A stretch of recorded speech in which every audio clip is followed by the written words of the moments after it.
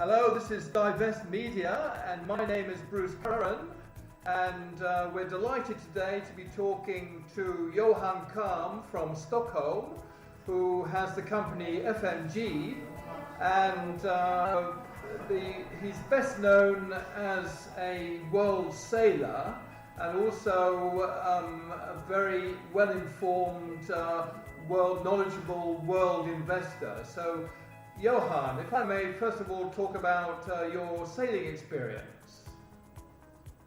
Hi Bruce, thanks for the compliment as a sailor. I'm sailor to a sailor.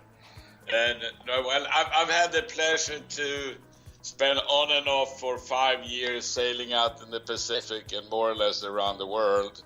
And I guess I spent 25% of the time sailing. We were 3 partners and spent 75% working. And if I could do it, I'd do it again any day. So when you're on board the boat, is that a brilliant opportunity to get away from the world economies? Absolutely, it is. But it was amazing. We have never had a better time in the business than when I was away. Because all the market went straight up, and in the year of 2005 to 2008. Right. So you don't have to be in the office when you get lucky. So of course, since then, 2008 was a tricky year, wasn't it? 2008, 2009. And what's happening in the sort of general world economy at the moment, do you feel? Because there's, as we know, China sort of went into a little bit of a back cupboard. Are things starting to look hopeful again in terms of the world economies? Yeah, I think so. In general terms, it is not too bad. The press is always awfully negative, and all you read is about the misery of the world. And there's a lot of it out there, there's no question about that. But, the world is still ticking along 3-4%, and that's not too bad. The bad thing is maybe that the growth is not in the industrial world, it is more in the emerging market world. And so as long as US and Europe growth doesn't go negative, I think we're in pretty good shape. Okay, so that's interesting. So you have a whole store of very interesting niche market funds. Which are the ones which are looking particularly attractive for potential new investors between sort of now and over the next 3 to 5 years do you feel would be worth people exploring themselves? Well, I think in general, equities is still the place to be, and stay away from bonds. With interest rates, obviously can't go lower. But I think rates are going to stay lower and longer than most people expect. But the only place is equities, and you can buy decent companies, and you get 2, 3, 4, 5% yield, and that's not too bad. And what we do in FMG is we are known, if anything, as emerging market specialists. And we got funds anywhere from China, India, you name it, down to Mongolia. And when you look at valuation today, the emerging markets are selling, I would say, quite a lot cheaper than emerging markets. And that's probably where you're going to make the money. And so it's, what's going to be the winners going forward? It's tough to say, but if you look at big emerging markets, the love story today is definitely India. Everybody loves India. Everybody thinks Modi is a god, and they got all the good things going for them, etc., which is true. So India probably will continue primarily due to flow of funds, which drives emerging markets in a big way. And going to continue to do very well. However, it ain't very cheap anymore. I mean, you pay 20, 25 times earnings for India, which is like US. Fair enough, it grows faster, so it's probably better than US long term. While you ask about China, China is, on the other side of the spectrum. Everybody hates China for the time being. But on the other side, market has come down substantially, and you pay 10, 15 times earnings instead of paying 20, 25 times earning in India. So China, unless you get a hard landing, which I think is unlikely, quite reasonably priced at this level. Right. What about? And then yes. Yeah, go ahead. No, I was going to just On that China side, recently, some research I've been doing, I've been fascinated by how many countries China is itself investing in. So a lot of countries are linked in big time all over the world. So when China does start moving again, all those countries assumably will be benefiting as well, because they're linked. So many countries are linked in with China. Is that true, you feel? Absolutely, and I think the biggest gamble or leverage on the upside with China is Mongolia, which got all the national resources, and they basically only have China as the only buyer, and they basically only produce coal. And the day the Chinese steel industry is turning it around, which has been in the dumps for a long time, you're going to see a thing like that go huge on the upside. So and then you got stuff in Africa, the same thing, where they put in a lot of money in the Mekong region, and it will definitely have a positive effect on those countries. So, and China, I know a lot of countries, as you say, emerging markets seem to be doing or looking more positive. Are a lot of people dependent on China coming back, and is China coming back, in your opinion, currently? Yeah, I think it will. I think I don't know if the worst is over, but I think basically the Chinese are doing the right thing, but it's going to take longer than most people expect to turn that huge economy to a consumer thing from an export thing. But I think they're doing the right thing. So you mentioned Mongolia, you mentioned China and India as priorities. Yeah. What other sort of niche areas do you think are worth keeping an eye on?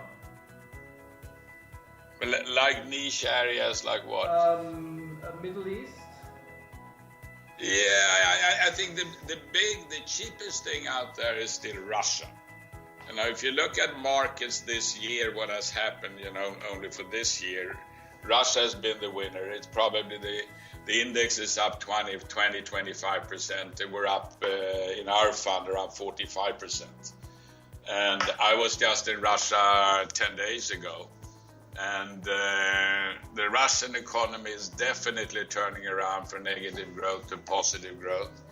And unless oil disappears, the value of it, and they can keep it around $40, $50, $60, Russia, you buy stocks in Russia, for anywhere from 3 to 7 times earnings, big companies.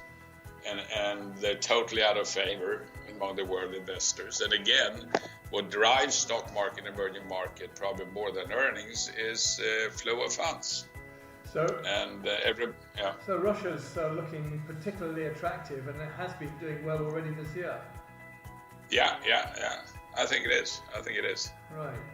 And then the question, what's going to be the winner, and nobody knows, nor do we. But I think, if you want to go for something that is truly exciting, but obviously extreme risk, I think that, you get things like Iraq has a stock market, we're in it, and has come down 50%.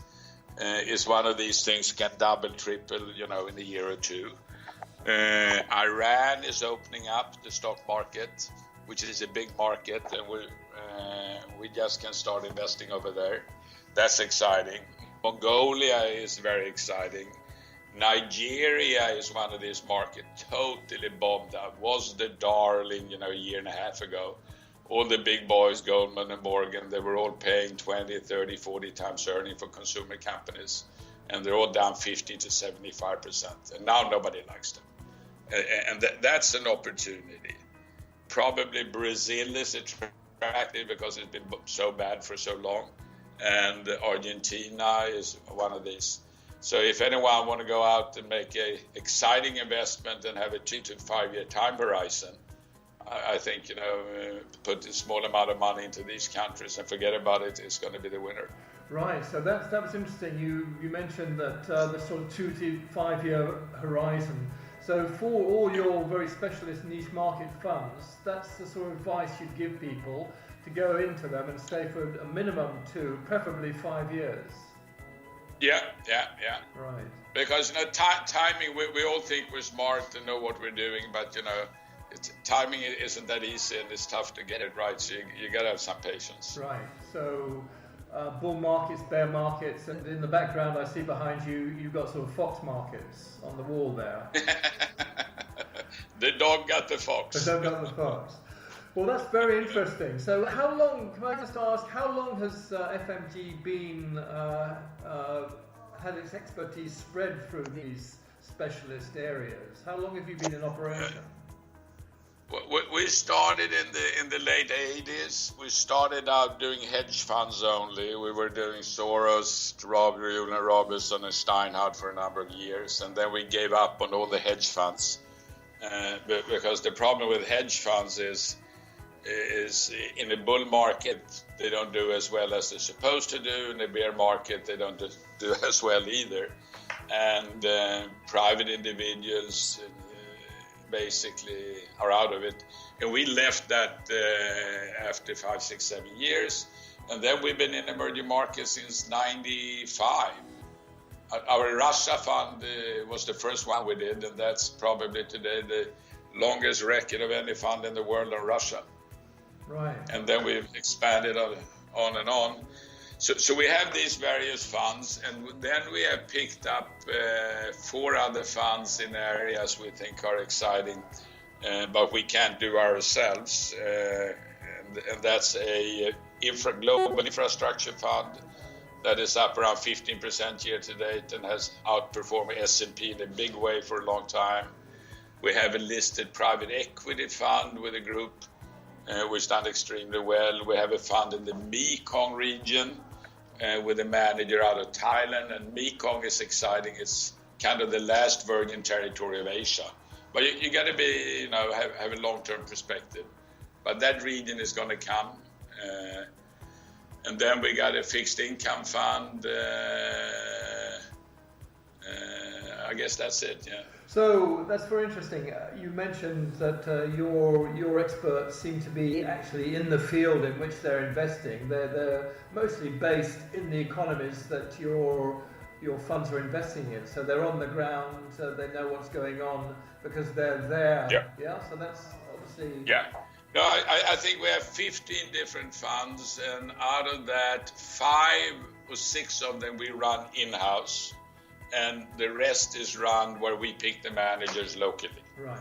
So the India fund, as an example, is run by 3 local managers in India, and while the Rising 6 fund, we run totally ourselves in-house. Right.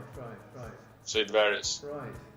Well, that's very interesting, Johan. Thank you very much indeed for your time and your input. And I thank FMG for all the expertise that they've had over such a long time, and wish you all well into the future. And I hope that people out there have the sense to look more into your funds and get into some of these niche markets, which are looking very hopeful over, as you say, 2 to 5 year periods.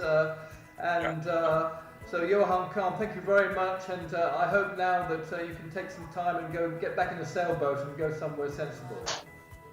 Thank you. I think that would be a lovely idea. Thank you very much, Bruce. Thank you very much. It was a pleasure. Take care. All the best from Stockholm. Thank you. Bye-bye. All the best. Ciao.